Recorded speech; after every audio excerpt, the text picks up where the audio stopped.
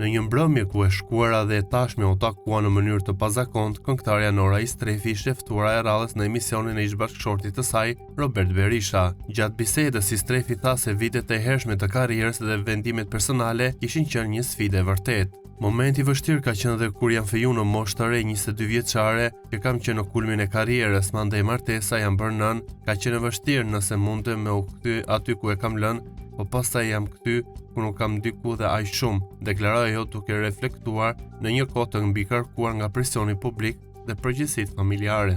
Mirëpo momenti më pikant që u bë viral dhe ditë më parë në rrjetet sociale ishte pikërisht kur Berisha nxori një kuti të vogël bijuterisht dhe i dhuroi Norës unaz me diamant që siç sqaroi kishte blerë në Shtetet e Bashkuara. Dhurata nuk ishte simbol romantik, por një premtim i lidhur me vajzën e tyre Rene. Të unazën mban tit derisa Rene i bën 18 vjeç, tha Roberti, duke kthyer objektin në një kujtim që synon të udhëtojë me kohën deri në moshën mallore të Renes. Nora, e befasuar, reagoi me fjalë mirënjohje, paska me u gëzuar Rene për këto unaza shumë të bukura, edhe unë po ja përdori pak derisa të rritet. Nga ana tjetër, Berisha shtoi se unaza kushtonte rreth $10.000, një detaj që e përmendi me të njëjtën humor që e karakterizon që përdor për të zbutur rastet e ndjeshme.